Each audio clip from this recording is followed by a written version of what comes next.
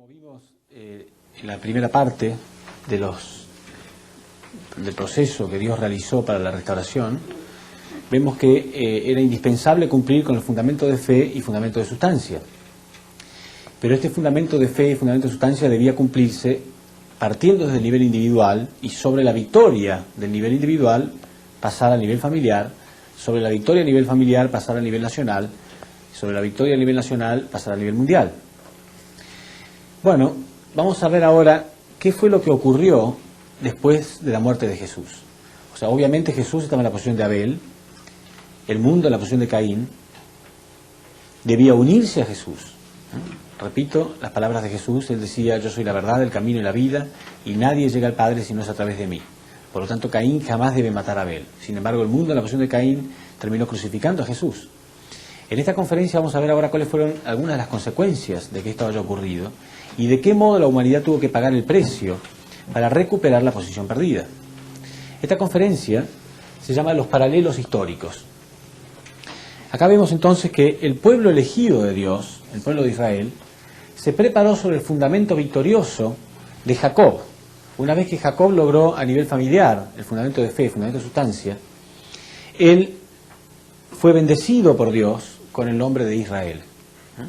Dios le cambió el nombre y lo bendijo con el nombre de Israel. Y ahí, sobre este fundamento, sobre sus 12 hijos y 70 parientes, se estableció el pueblo elegido de Dios. ¿Cuál era la misión de este pueblo elegido? Poder recibir al Mesías. Vamos a ver entonces primero esta parte, el fundamento que se realizó etapa por etapa hasta que el Mesías pudo llegar.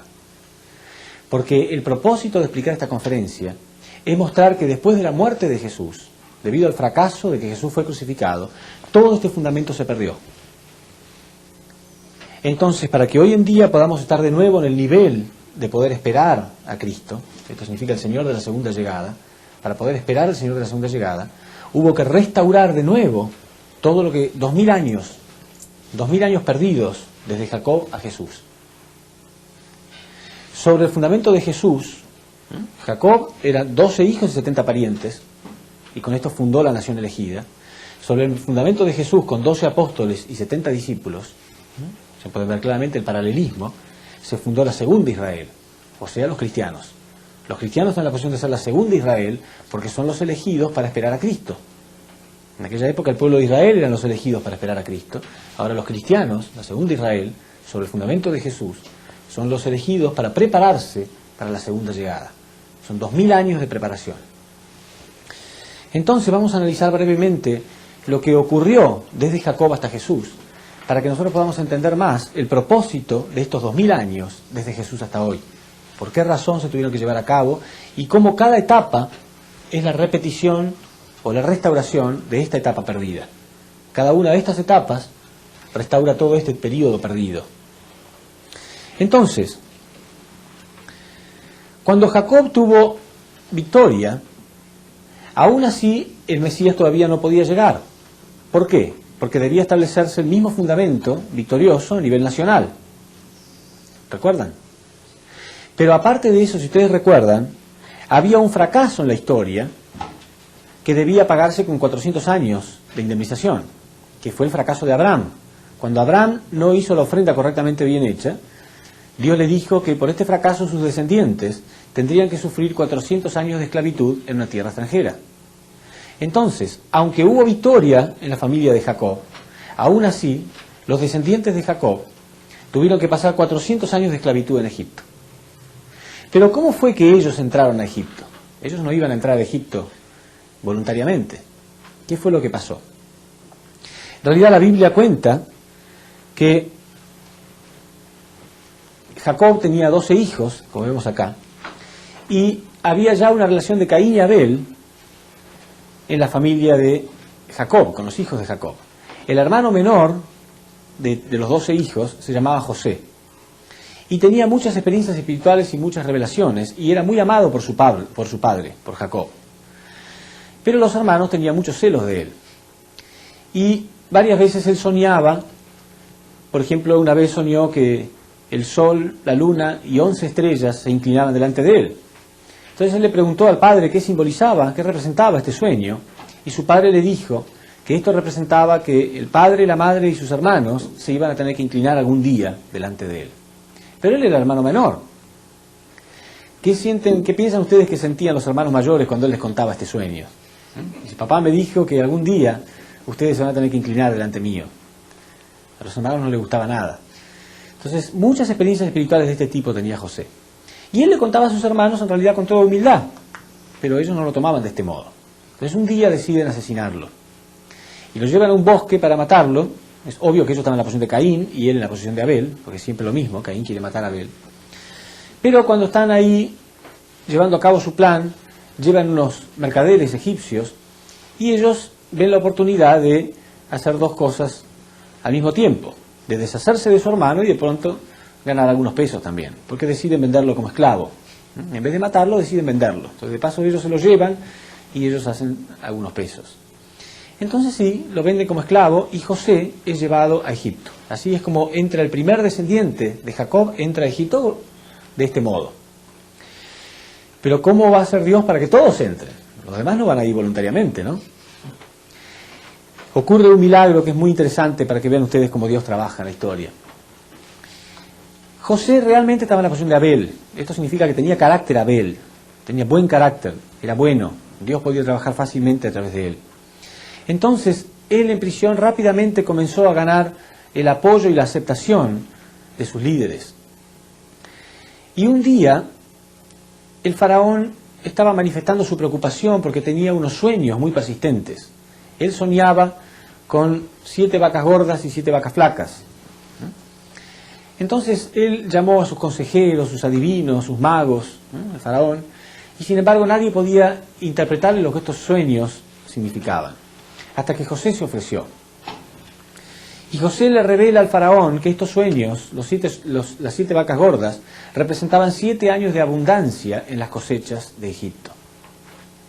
Pero que después vendrían 7 años de sequía, que estaban representados por las 7 vacas flacas. Entonces el consejo de José para el faraón era que él debía guardar, ahorrar la abundancia que iba a haber durante estos primeros 7 años, para que después cuando llegaran los 7 años de sequía, no sufrieran demasiados problemas. ¿Se entiende? Bueno, y ocurre exactamente así. 7 años de abundancia primero, el faraón siguiendo estos consejos guarda todo lo que puede. Cuando vienen los 7 años de sequía, no hubo demasiado problema en Egipto. Pero en otras partes, a sus alrededores, sí había muchos problemas, había mucho hambre.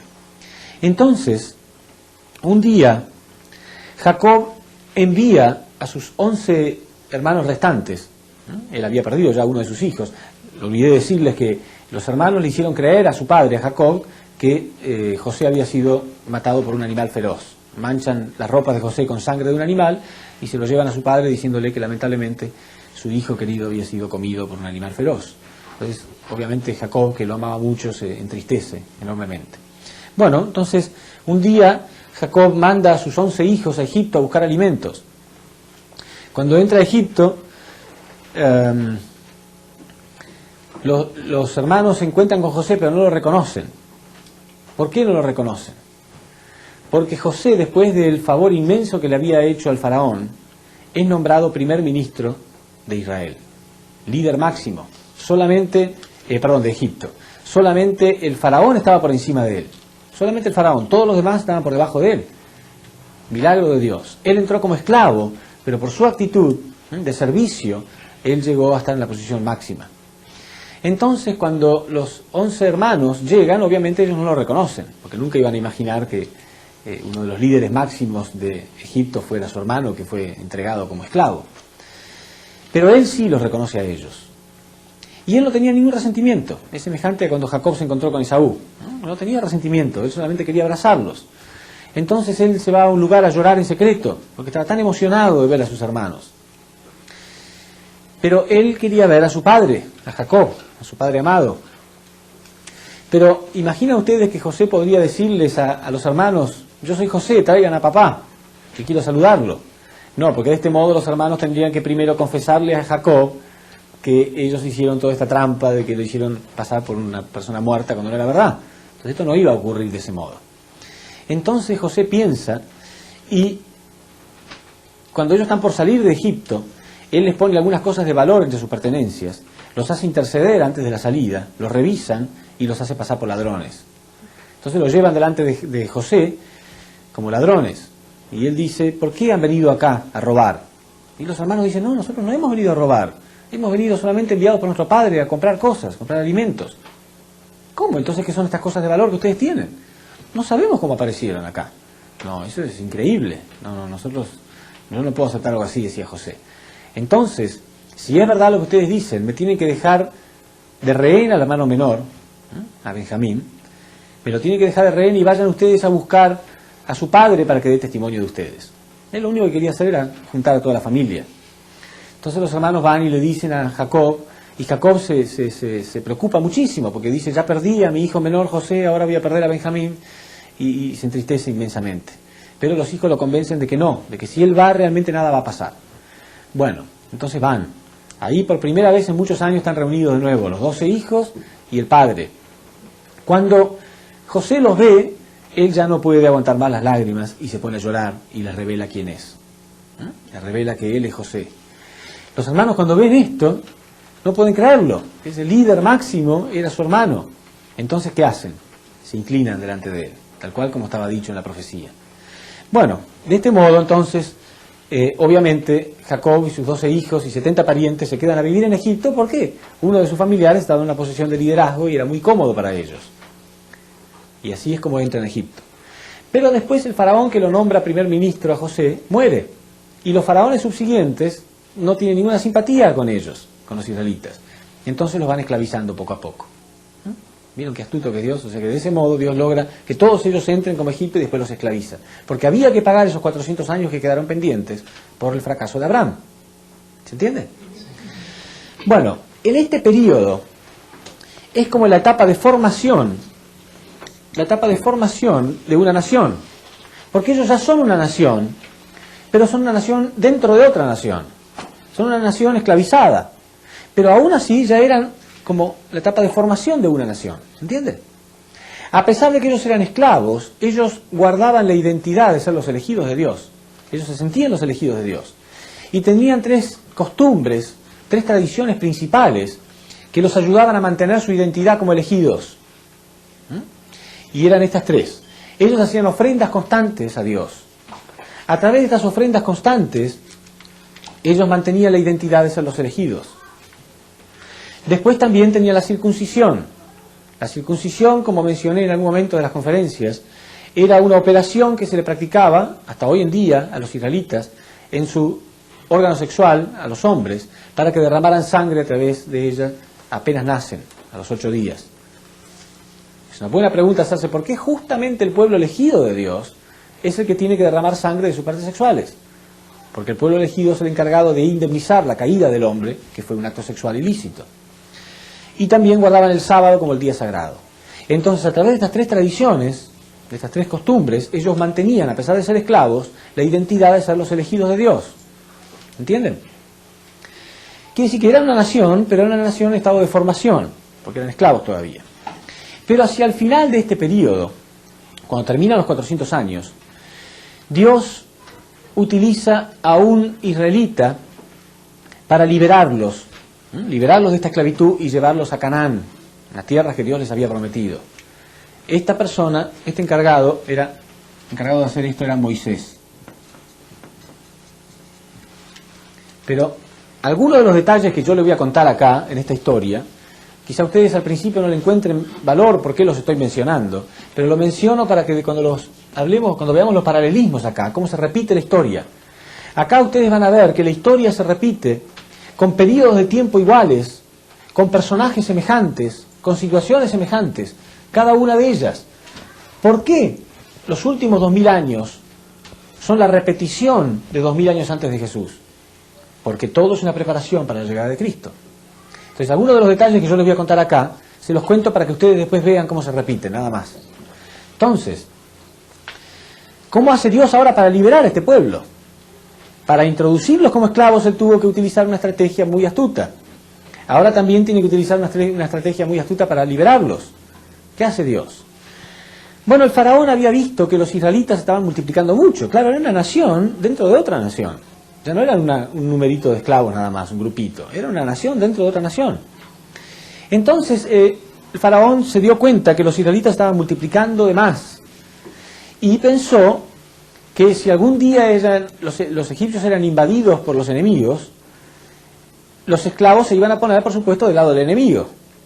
Quiere decir que sería como tener el enemigo dentro de casa mismo. Entonces no le gustó que se multiplicaran tanto. Y decidió que cada vez que nacía un niño varón tenía que ser asesinado, tenía que ser eliminado, para que no se multiplicaran tanto. Y ahí nace Moisés. Entonces, la madre de Moisés, para que su hijo no sea sacrificado, prefiere ponerlo en las manos de Dios y toma un canasto y lo calafatea, o sea, lo rellena para que no se hunda, para que no entre agua, pone al bebé adentro y deja que se lo lleve la corriente. Lo pone en el agua, en el río.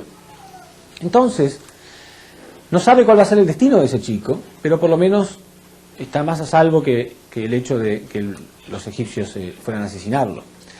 Y un día estaba la hija del faraón, la princesa, bañándose a orillas del río, y ve pasar al niño en este canasto. Entonces lo manda a rescatar y cuando lo ve, le gusta mucho porque era muy bonito. Entonces se lo lleva al palacio. En el palacio, ella pide una esclava israelita para que cuide este bebé.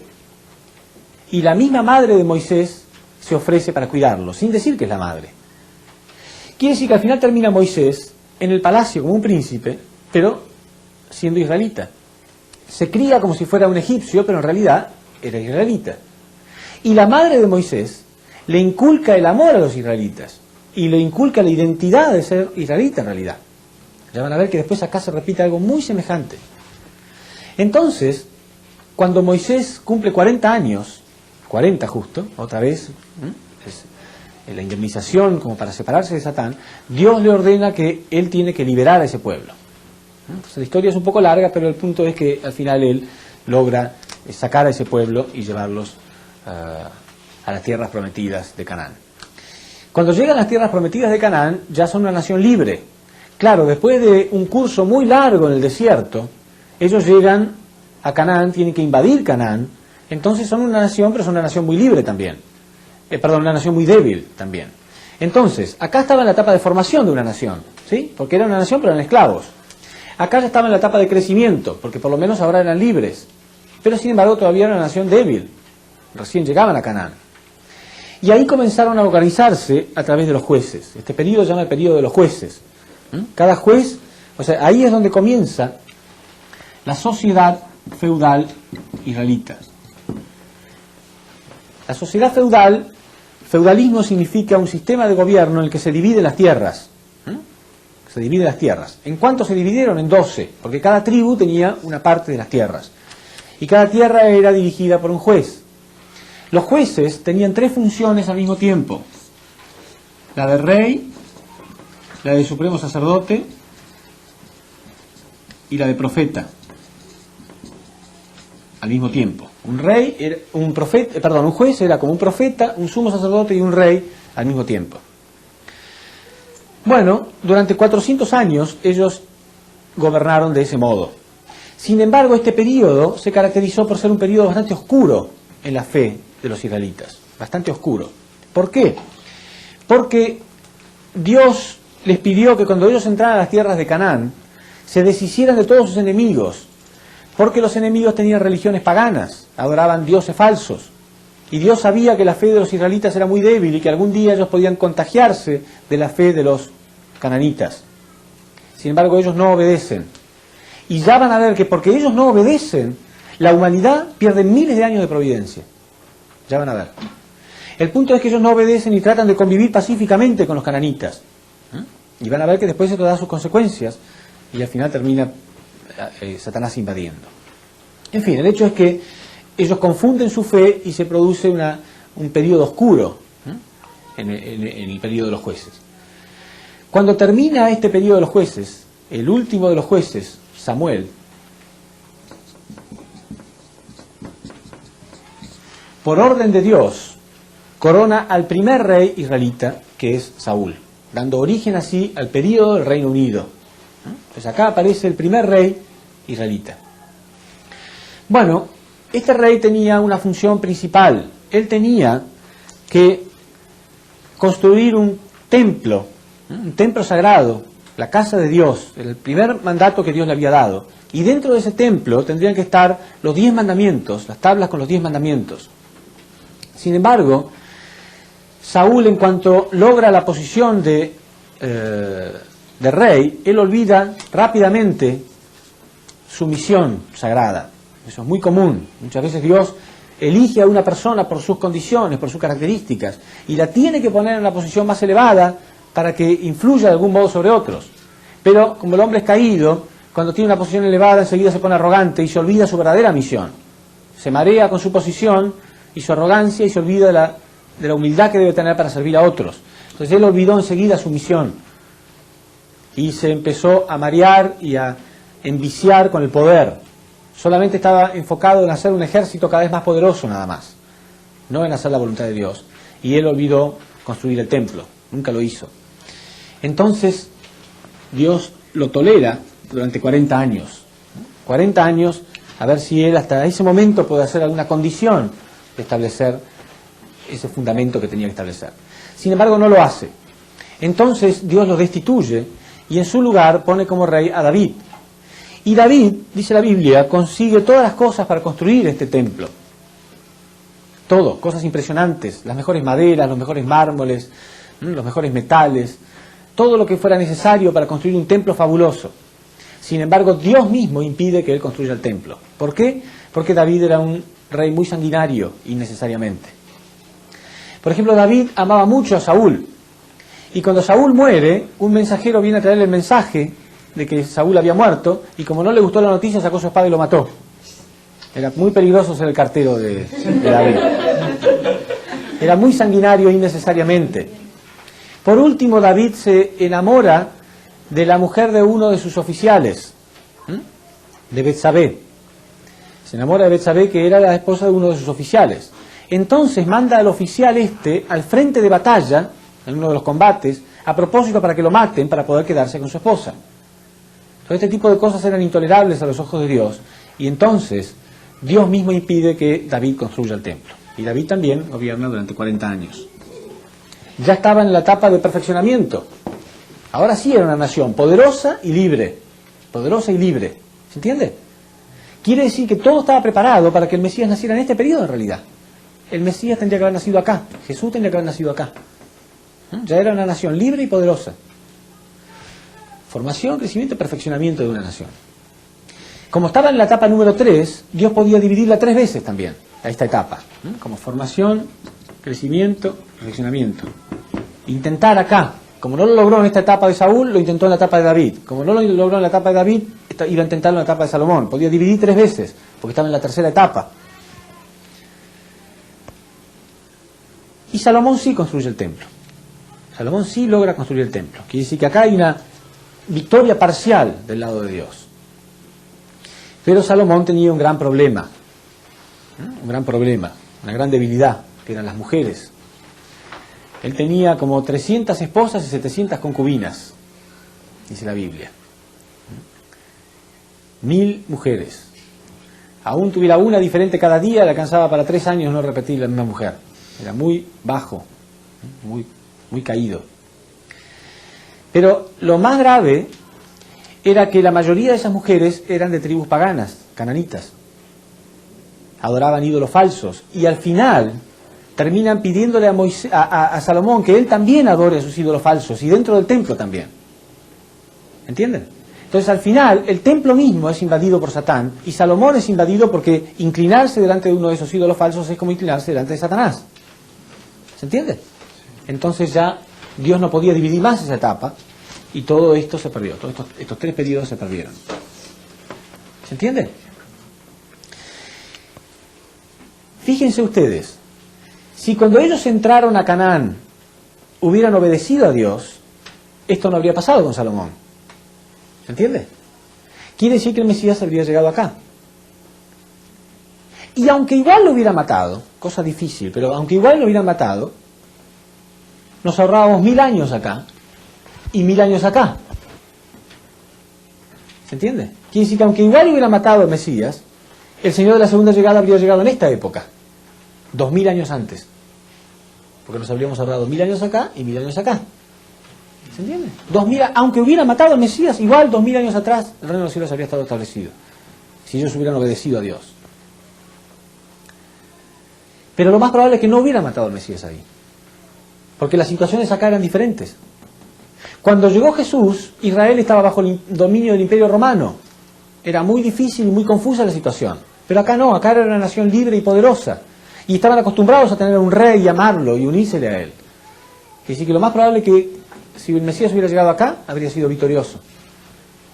Entonces, en realidad, 3000 años nos habíamos ahorrado. 3000 años. Sin embargo, esto no ocurrió y todo esto se perdió. Entonces, ¿qué pasa cuando Satanás invade algo? Hay que dividirlo, ¿no? Separar en Caín y Abel, dijimos, ¿no es cierto? Las ofrendas eran divididas en Caín y Abel. Entonces ahora la nación había sido invadida, Dios tenía que separarlas, hacer la ofrenda, dividirlas en Caín y Abel. Después de la muerte de Salomón entra en una gran confusión y se dividen. En el norte, el reino de Israel, y en el sur, el reino de Judá. En el sur estaba la posición de Abel, Judá en la posición de Abel, en el norte en la posición de Caín. Había 10 tribus en el norte y 2 tribus en el sur. Bueno, entonces en Judá, en la posición de Abel e Israel, en la posición de Caín, ocurre algo muy interesante también. Este es el período de los grandes profetas del Antiguo Testamento. Este es el período del profeta Elías. ¿Se acuerdan del profeta Elías? Acá estaba Elías, Eliseo, Jonás, Amós, muchos grandes profetas del Antiguo Testamento. Y todos ellos venían de Judá, o sea, del lado Abel. Y la misión de ellos era ir hacia el norte para restaurarlos, para hacerlos arrepentirse y para volver a formar parte de la voluntad de Dios. Sin embargo, cada vez que llegaban allá, eran asesinados. Siempre Caín matando a Abel, ¿no es cierto? Por eso Jesús más tarde, en esa famosa oración llorando que él dice, Jerusalén, Jerusalén, que matas y apedreas a los profetas que a ti te son enviados. ¿Cuántas veces quise abrazarte como la gallina abraza a sus pollitos, pero tú no lo has querido? Porque cada vez que los profetas eran enviados, eran asesinados. Entonces, por este fracaso, Dios no puede permitirlo más, y Dios tiene que permitir que Israel sea destruida por los asirios. Israel es destruida por los asirios, y Judá es llevada en cautiverio a Babilonia. Y así comienza el periodo de cautiverio judío. Quiere decir que ellos, que habían sido esclavos acá, pasaron un gran curso para ser una gran nación, y ahora por haber fracasado, otra vez volvían a ser esclavos. Otra vez esclavos, la nación elegida de Dios. Babilonia terminó esclavizándolos. Este periodo duró 210 años. Primero estuvieron bajo el cautiverio de Babilonia, hasta que al final Ciro de Persia invade Babilonia, y él no tiene nada en contra de los israelitas, entonces no los esclaviza más. Entonces ellos estaban libres, pero dentro de Babilonia, que no era el lugar que les correspondía, no eran sus tierras, eran otras. Entonces, hacia el final de este periodo, aparece un gran reformista, que es Malaquías. Y Malaquías logra convencer a Ciro de Persia de que permita al pueblo de Israel volver a las verdaderas tierras de ellos. Y le devuelve al pueblo judío la identidad perdida. Ellos habían perdido la identidad, se habían olvidado ya que eran los elegidos de Dios para esperar a Cristo. Entonces Malaquías les devuelve la identidad de ser los elegidos de Dios, los convence de volver de nuevo a Canaán, de reconstruir el templo que había sido destruido por los asirios. Y así comienza el último periodo de preparación para la llegada de Cristo. Ellos retornan a sus tierras y se preparan de nuevo como una nación verdadera para la llegada de Cristo. Y este último periodo de preparación para la llegada de Cristo, acá aparece un múltiplo de 40, 400 años duró este periodo, es para purificar todos los fracasos anteriores. 400 años de indemnización para realmente prepararse para la llegada de Cristo. 400 años más tarde entonces llega Jesús. Se dan cuenta que Jesús conocía perfectamente todo lo que había pasado en la historia, los miles de años de sufrimiento, de esclavitud, de sangre, para que Él pudiera llegar. Y no solamente de esta nación, porque esta es una nación que es la más importante porque es la nación elegida de Dios. Pero ¿qué pasa con el resto del mundo? El resto del mundo también son hijos de Dios, también tienen que ser salvados. Por eso Jesús oró de este modo en el jardín de Getsemaní, que cayó rostro en tierra, como hablamos antes, llorando y pidiéndole a Dios Padre si es posible que este cáliz pase de mí, porque él sabía todo lo que había sufrido Dios y todo lo que había preparado para que él pudiera nacer, el único sin pecado original. Por eso Jesús oró de este modo.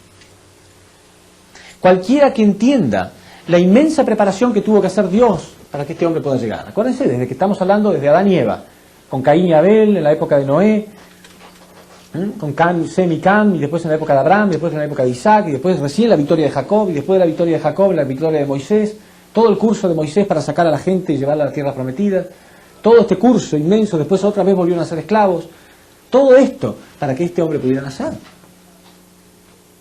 Es ridículo pensar que en realidad la misión nuestra es crucificarlo. Es ridículo. Jesús nunca debería haber sido asesinado. Sin embargo, los israelitas no entendieron esto y terminaron crucificando a Jesús. Por lo tanto, todo esto se perdió. Entonces, la nación elegida se formó con Jacob, 12 hijos, 70 parientes. Entonces ahora los elegidos son los cristianos, con Jesús, 12 apóstoles, 70 discípulos. Exactamente igual. Esta es la base de la segunda Israel. O sea, los cristianos están en la posición de ser la segunda Israel. ¿Qué tiene que hacer la segunda Israel? Indemnizar y pagar y restaurar todo este fracaso. No puede llegar el Mesías hasta que no sea restaurado todo este fracaso anterior. Entonces, ¿qué es lo primero que Jesús les ordena a sus discípulos? Después de la crucifixión de Jesús al tercer día, Jesús aparece espiritualmente a sus discípulos y les dice que la misión de ellos es ir a Roma. Entonces, Roma era el centro del mundo en aquella época. El imperio romano era poderoso y todo el mundo de algún modo estaba girando alrededor de ese maravilloso imperio. Entonces ellos tenían que conquistar Roma primero. Entonces, los discípulos de Jesús van a Roma y ahí son perseguidos. Ustedes saben que ellos vivían en catacumbas, ¿no? Las catacumbas eran como unas cuevas, que ahí tenían, eran las tumbas en realidad, eran las tumbas donde ponían ellos a los cristianos, pero también ahí hacían las reuniones, los servicios de oración, etc.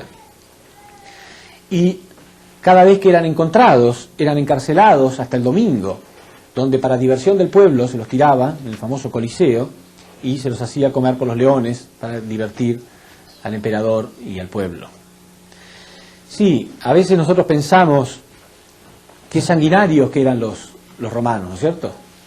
Pero no es que fueran tan sanguinarios, si bien lo eran, no es esa la razón principal.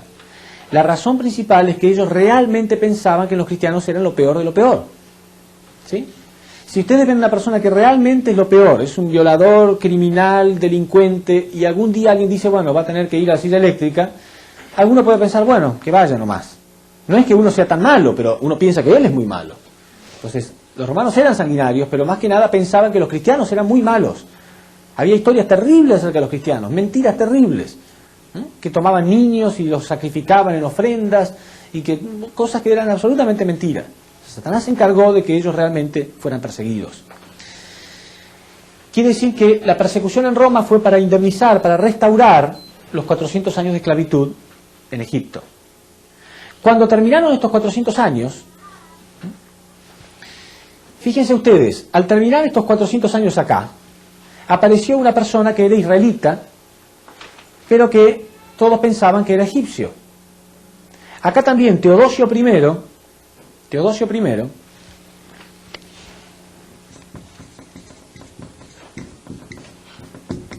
terminó nombrando al cristianismo como la religión oficial de Roma. La religión oficial. Pero todo el mundo pensaba que era un romano común, pero lo que pasa es que él era cristiano. Es exactamente igual que acá. Todo el mundo pensaba que Moisés era un egipcio común, y no era egipcio, era israelita. Todo el mundo pensaba que Teodosio I era un romano común, pero era cristiano, y cuando llegó al poder, él nombró al cristianismo como la religión oficial, y se terminó todo. Milagro, ¿no? ¿Fue casualidad que justo se terminó en el mismo periodo que terminó esto? ¿Y que justo en este mismo paralelismo apareció una persona tan semejante a Moisés? No, no es casualidad. Por supuesto, los años no son tan redondos, no es tan exacto, ¿no? Por ejemplo, esto ocurrió en el año 392. Pero es muy semejante, muy cerca. Bueno, Entonces los cristianos tomaron el dominio de todo y comenzaron a dividirse las tierras también. Y ustedes saben que la sociedad, el sistema de gobierno que regía en aquella época, en la Edad Media, era la sociedad feudal cristiana.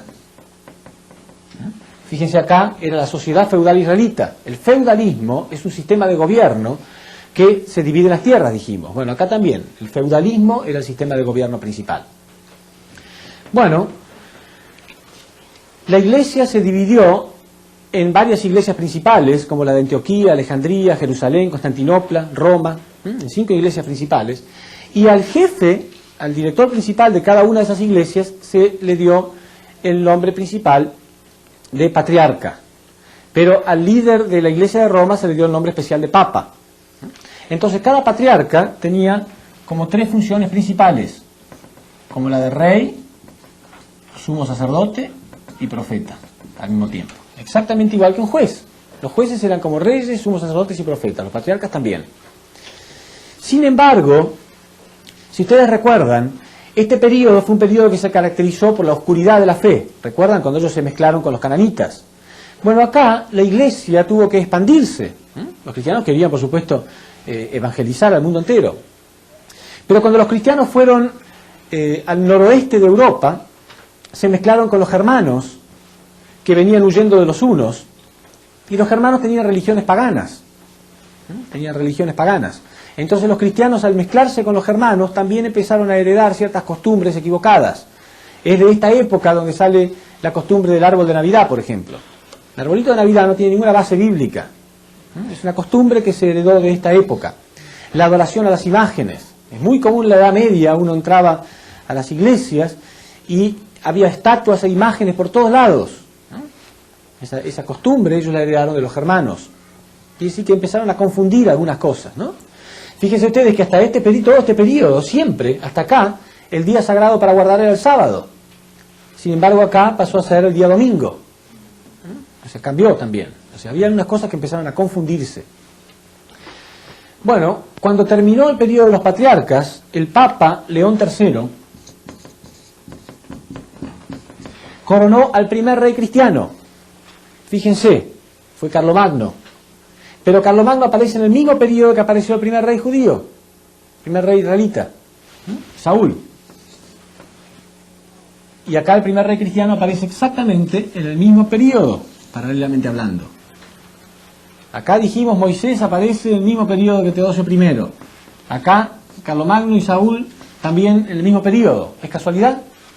No, no es casualidad. Cada cosa, cada periodo tiene personajes semejantes, duración de tiempo semejante.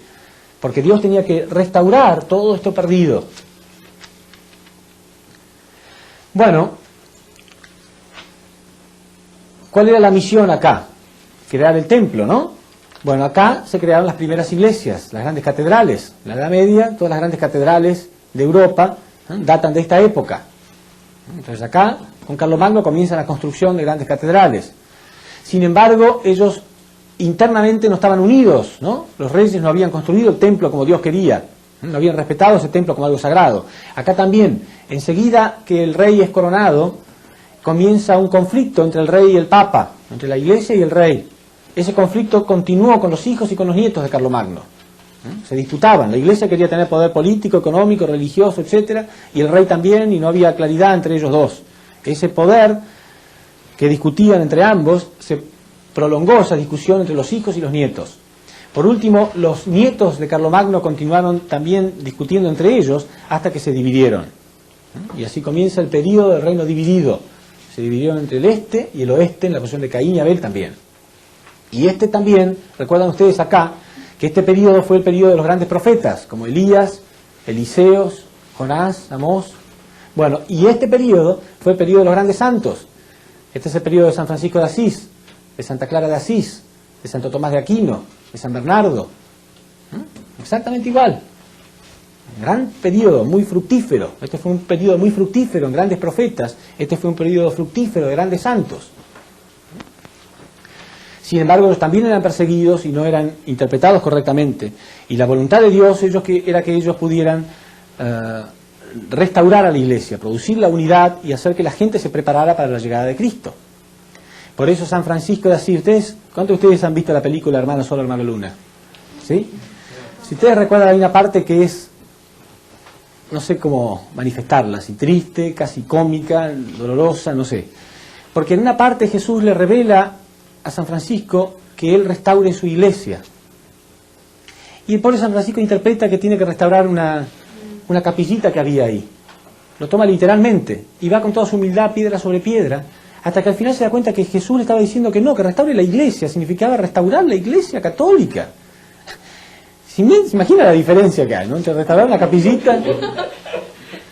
O sea que es cómico, pero a la vez es increíble. Jesús le ordena que tiene que restaurar a su iglesia porque están preparándose para la llegada de Cristo y no están claros, no tienen claridad, habían perdido la identidad como los judíos.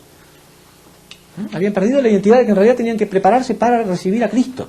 Entonces San Francisco de Asís va directamente al Vaticano y va y habla al Vaticano con toda humildad, pero ellos lo toman como si fuera un insulto, porque es como que un hombre humilde le está dando un sermón al Papa. Bueno, sí, la verdad es la verdad, no importa quién la dé. Al final se le permite a San Francisco crear la Orden de los Franciscanos. ¿Es una victoria o un fracaso de la Iglesia Católica? Es un fracaso. Si alguien me dice a mí que yo debo ser bueno y me da un consejo, ¿no? Yo debo cambiar. Pero lo que hizo la Iglesia es decirle a San Francisco, bueno, vamos a permitir que se cree la Orden de los Franciscanos, como diciendo, si ustedes quieren ser buenos, sean buenos. Pero nosotros seguimos como seguimos como estamos. No es esa la voluntad de Dios. La voluntad de Dios era utilizar a San Francisco para que puedan cambiar, realmente cambiar. Pero no. Empezó la Orden de los Franciscanos y al final ellos mismos, ¿no?, terminaron medio confundidos, porque ellos tampoco están muy en claro hoy en día de que tienen que recibir a Cristo. Entonces había un gran conflicto en este periodo. Y debido a que no hubo arrepentimiento, fíjense ustedes, acá los israelitas no se arrepintieron, entonces Dios tuvo que hacer que Israel sea invadido por los asirios, destruido por los asirios, y Judá fue llevado cautiverio en Babilonia. Entonces, debido a este fracaso, que la gente no se unía, en este periodo los cristianos unieron a todos los grandes señores feudales, a los monarcas, a los nobles de la época, juntando todo su dinero, y crearon un ejército, que eran las famosas cruzadas. ¿Recuerdan? Las famosas cruzadas, con la excusa de ir a invadir tierra de los musulmanes para recuperar Tierra Santa. En realidad la verdadera motivación era que al invadir pudieran recuperar todo lo que habían invertido, con algunas creces también. Entonces Dios hace que durante 200 años todas las cruzadas fracasaran una tras de otra. Durante 200 años hubo 7 cruzadas, todas fracasaron. Pero en cada una de esas cruzadas realmente los monarcas, los señores feudales y los líderes religiosos, la iglesia, todos habían invertido todo lo que tenían. Sin embargo, Dios hizo que fracasaran una detrás de la otra.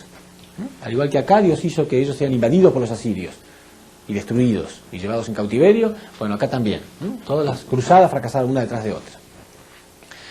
Bueno, entonces el Papa decide mudar el Vaticano a Francia, al sur de Francia, en Aviñón.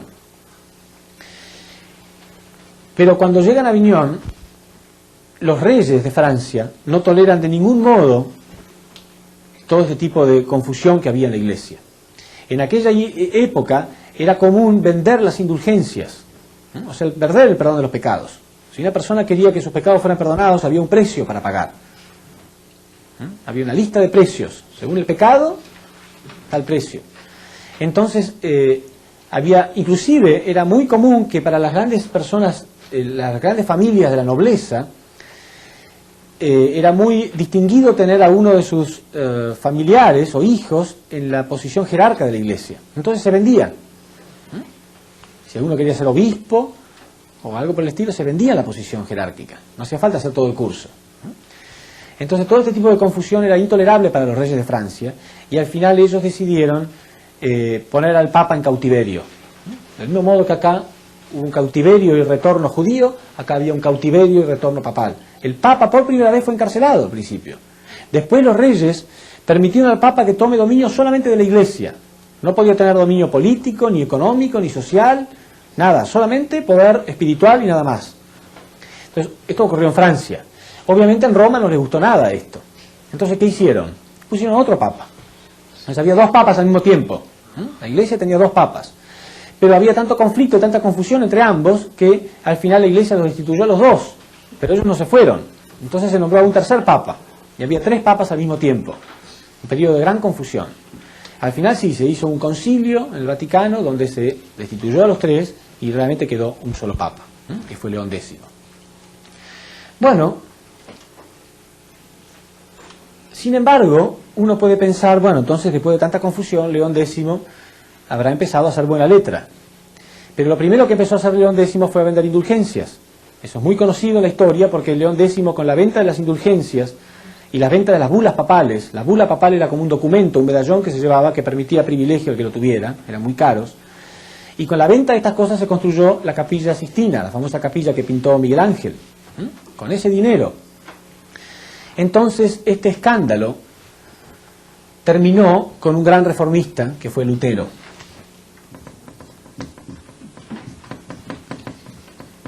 Lutero, que era estudiante de teología católica, él no pudo tolerar esto. Entonces un día, fíjense, Lutero aparece en el mismo periodo que Malaquías, que fue un gran reformista también. Eso no es casualidad. Entonces un día Lutero escribió 95 tesis, 95, no 1 o 2, 95 puntos, mostrando las cosas que la Iglesia Católica no estaba bien, porque él era estudiante de teología, sabía perfectamente que no tenía base bíblica, que no era correcto, que no tenía nada que ver con la Biblia, con los Evangelios, 95 tesis. Y las pegó en la puerta de la iglesia de su pueblo. Ese domingo la gente fue a misa, como siempre, pero vieron esto pegado y alguien lo sacó y lo leyó en público, y ese domingo por primera vez nadie quiso entrar a misa.